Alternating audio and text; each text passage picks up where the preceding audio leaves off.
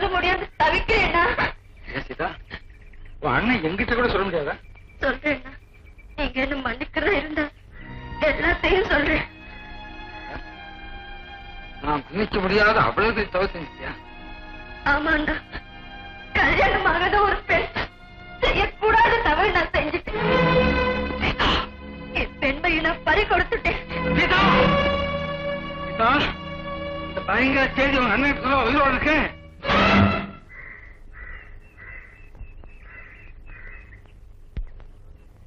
அடிங்கண்ணா, அடிங்க. ஏன் தூக்கினுக்கு எங்க எடுத்துட்டீங்க? அடிங்க. நீங்க அடிக்கிறதுனா என் மனசுல இருக்கிற பாரம் வேதனை கொஞ்சமாவது குறையட்டும். தொட்டு அடிக்கிறதுக்கே நடக்கப்பட்டேன். அதை பாவம் கருதுறேன். நான் குடும்பத்துக்கே தீராத கலங்கத்தை உண்டாக்கிட்டே. உன் மேல எவ்வளவு நம்பிக்கை வச்சு நீ அத்தனையும் பாழாக்கிட்டே.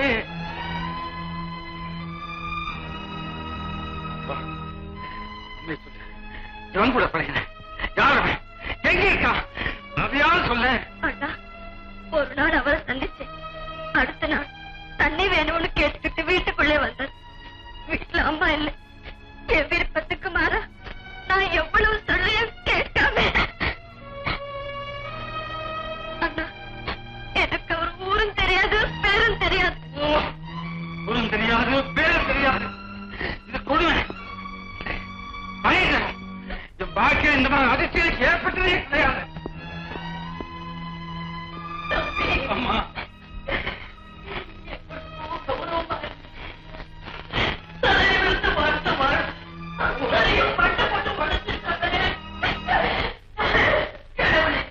அம்மா அப்படி சொன்னதுக்கு அப்புறம் நான் உயிரோடு இருக்க விரும்பல. தற்கொலை பண்ணிக்கலான்னு போனேன். உங்க மாமா என்ன தடுத்து நிறுத்து சமாதானம் பண்ணி கூட்டிட்டு வந்துட்டாரு. அதுக்கப்புறம் கொஞ்ச நாள் கழிச்சு அம்மா, இன்னும் மாதிரி இருக்கீங்க? தம்பி. அம்மா, நீங்க வருத்தப்பட முடியாது. என்னமா வந்தது? தம்பி, உன் தங்கை கர்ப்பமா இருக்காப்பா.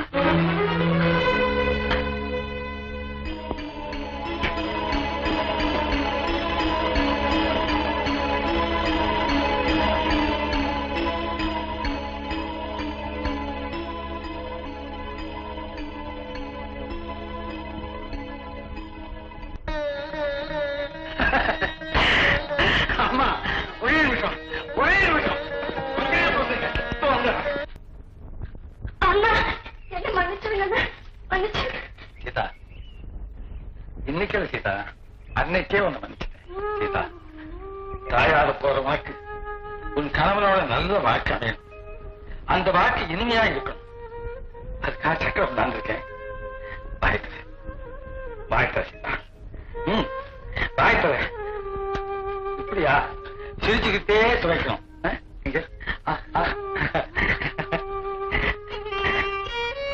சரி சீதா, சரி சீதா. வாங்க வாங்க. அம்மா, யாரும் இருக்காங்க பாருங்க. தம்பி, இவரு என்ன மாதிரி? இவதாமா இந்த எஸ்டேட்டுக்கே முதலாளி மாதிரி. இவங்கதான் அம்மா. உட்கார சொல்லுப்பா, காஃபி போட்டு கொண்டு வேண்டாங்க. நீங்க சொல்லலாமா? அம்மா, போய் சீதா கிட்ட காஃபி கொடுத்தா. சரிப்பா. சீதா மிஸ்டர், இந்த பேர் எனக்கோ கேட்ட மாதிரி இருக்குல்ல? ஆமா, அப்படியே ஒண்ணும் இல்லை. ஆமாமா, உங்க லைஃப்ல எவ்வளவோ பெண்களை பார்த்திருப்பீங்க. எல்லா பேருமா ஞாபகம் முடியும்.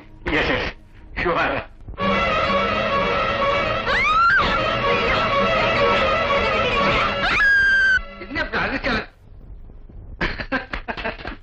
ஓஹோ, இவ பேர் சீதா, என் அருமை தங்க. உங்க தங்கையா? மிஸ்டர் பிரகாஷ், இவளை நீங்க பாத்தீங்க இல்லையா? இல்ல, நான் இவளை. மிஸ்டர் பிரகாஷ், நீங்க ஏதோ அதிர்ச்சி அடைஞ்சிருக்கீங்க. கொஞ்சம் நிதானத்துக்கு வந்தா எல்லாம் சுய நிலை வந்துடும். காசு சாப்பிட்டா சரியா போயிடும். காசு கொடுமா? காசு வேண்டாம். மறுபடியும் தைரியமா இருங்க பிரகாஷ். அவ்வளவு சீக்கிரம் உங்களை இங்கே அனுப்ப மாட்டேன். ராஜு, என்ன வீட்டுக்கு கூட்டிட்டு வந்து அவமானப்பட்ட நினைக்கிறியா? இல்ல, என் குடும்பத்துக்கு நீங்க ஏற்படுத்த அவமானத்தை தொலைக்க நினைக்கிறேன். உண்மையை உங்களுக்கு உணர்த்த நினைக்கிறேன். உண்மையா? ஆமா. உங்களுடைய குழந்தை என் தங்கையும் வயசுல வளர்கிற உண்மை உங்களுக்கு தெரிய வேண்டாமா? போய் எல்லாம் போய். எது போய்? நீங்க என்ன சந்திச்சது பொய்யா? எங்க வீட்டுக்கு யாரும் இல்லாத சமயத்திலே நீங்க வந்து உன்னோட பேசுறாங்க.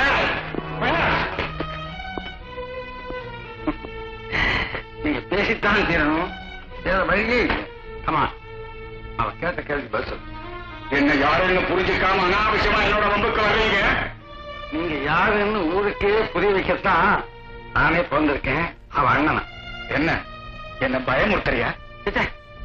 ஒரு கோழையை பயமுறுத்த வேண்டிய அவசியம் நிச்சயமா எனக்கு. தம்பி, செஞ்ச பாவத்துக்கு பரிகாரமா என் மகளை ஏத்துக்கிட்டு வாழ்வு கொடுக்க. என்ன மாதிரி நியாயம் எது அநியாயம் எது நம்ம மாப்பிள்ளை கிடையாது. இதுக்காக மாப்பிள்ளை செஞ்சது என்ன மாப்பிள்ள? நீங்க எல்லாருமா சேர்ந்து என்ன உங்க மலையில சிக்க வைக்க பாக்குறீங்க. ஏன் மாப்பிள்ள, அன்னைக்கு என் தங்கச்சி உங்க வலையை சிக்க வச்சீங்கள, அதுக்கு என்ன பதில்? அது அவனுடைய பலகீனம். அந்த பலகீனத்தை உங்க சுயத்தை பயன்படுத்தி அவ்வளவு குழந்தைக்கு தாயாக்கிருக்கு. மிஸ்டர், அந்த குழந்தைக்கு நீங்க தான் தகப்பன், என் தங்கையின் கணவன் நீங்க தான். இந்த ஊரைய நீங்களே சம்மதிக்கிற வரைக்கும் நான் உங்களை விட மாட்டேன். ஒரு பெரிய எஸ்டேட்டுக்கும் லட்சக்கணக்கான சொத்துக்கும் வாரிசான ஒரு பொண்ணுக்கு கணவனாகவும் ஒரு செல்வச்சிமான் வீட்டு மாப்பிள்ளையாகவும் ஆகிற வாய்ப்பு எனக்கு கை கட்டின தூரத்தில் இருக்கும் போது கேவலம் உன் வீட்டு மருமகனா நான் வருவேன் நீ எதிர்பார்த்தா அது வீடு கனவு.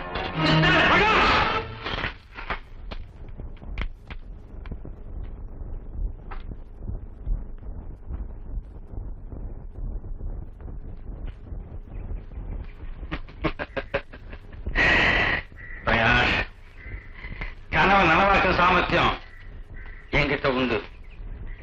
கூடிய சீக்கிரத்துல அது உங்களுக்கு புரிய வைக்கிறேன். ஓகே ராஜு, இதை நான் உன்னுடைய சவாலை ஏற்றுக்கிறேன். சவாலா? என்கிட்ட சவால் விட்டு எந்த துரோகியும் ஜெயிச்சதே கிடையாது மிஸ்டர் பிரகாஷ். நீங்க என் தங்கச்சி கால விழுந்து நான் தான் உன் கணவன் கதற வரைக்கும் நான் ஓய போறதில்லை. அதையும் பார்த்துருவோம்.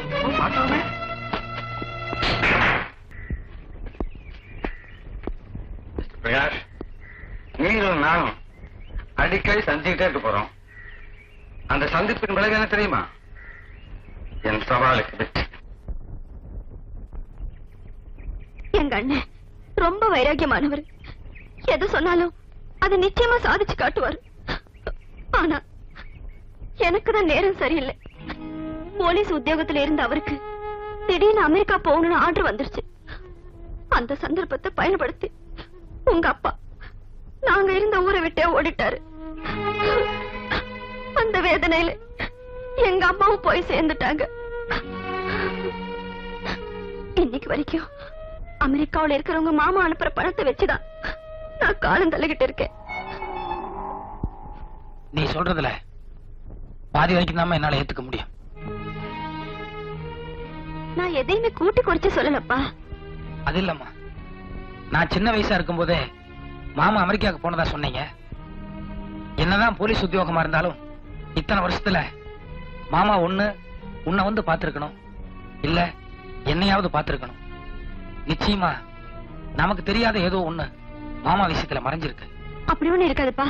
என்ன மாசம் உங்க மாமா கிட்ட இருந்து பணம் வருது? இருக்கலாமா? உங்க பேருக்கு மணி ஆர்டர் அண்ட் லெட்டர். பாத்தியாப்பா, உங்க மாமா கிட்ட இருந்து தான் பணம் வந்திருக்கு.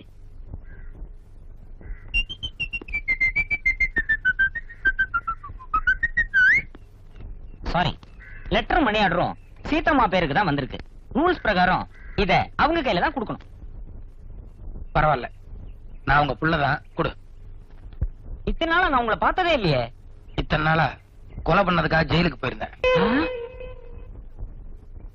இந்த எம்ஓல கூட சீதான்னு நீங்களே கையெழுத்து போட்டுருங்க.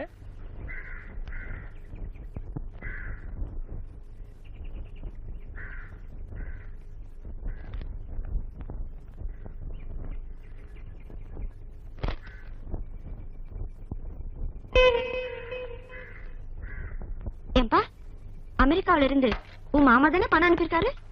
இல்லம்மா, அமெரிக்காவில இருந்து பணம் அனுப்புறதா இருந்தா செக் இல்லைன்னா டிராஃப்டா தான் அனுப்புவாங்க. அது மட்டும் இல்லாம இந்த லெட்டர் மெட்ராஸ்ல இருந்து தான் போஸ்ட் பண்ணிருக்கு.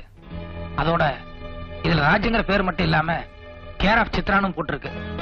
ஆனா உள்ள இருக்கிற வாசகங்கள் எல்லாம் அமெரிக்கால இருந்து நம்ம மாமா எழுதின மாதிரி இருக்கு. சித்ரா, என்ன வளர்க்காது? முதல் வீட்டுக்குள்ள நுழையும் போது வலதுகால எடுத்து வச்சுதான் வரணும். அம்மா இங்க வந்து பாரு, நம்ம வீட்டுக்கு ஒரு கிராட்சி கொண்டாந்துருக்கேன். அம்மாட்ட முடிஞ்ச கொஞ்சம் பொம்பளை மாதிரி அடைக்குமா? சரி தம்பி, இது சித்ராமா? ஆமா, நான் உங்க மருமகள். என்ன தம்பி, எப்போ இதெல்லாம்? சந்தேகமா? இன்னும் மருமகள் ஆகல. உங்க சம்மதத்தோட, ஊரா சம்மதத்தோட கூலி சீக்கிரத்துல நம்ம வீட்டுக்கு மருமகள் ஆக போறா. சித்ராங்கிற பொண்ணு உங்க மாமாவை கல்யாணம் பண்ணிக்க போறது இருந்தது. அந்த பொண்ணு மெட்ராஸ்ல இருந்துட்டு உங்க மாமா பேர்ல பணம் அனுப்புதுன்னா எனக்கு ஒரே குழப்பமா இருக்கு. அப்பாவோட போட்டோ தான் வச்சிருக்கியா? இல்லப்பா. ஓகே, நான் இப்பவே மெட்ராஸ் புறப்படுறேன். ராமு, இத பாருமா, எப்படி உன் கழுத்துல தாலி கட்ட வைக்கிறேன்னு எங்க அப்பாங்கிற அயோக்கியம் கிட்ட மாமா சவால் விட்டுருக்காரு. நான் முதல்ல மெட்ராஸுக்கு போய் மாமாவை பத்தி தெரிஞ்சுட்டு அதுக்கப்புறம் எங்க அப்பா சமாச்சாரத்தை கவனிச்சுக்கிறேன். வர்றேன்.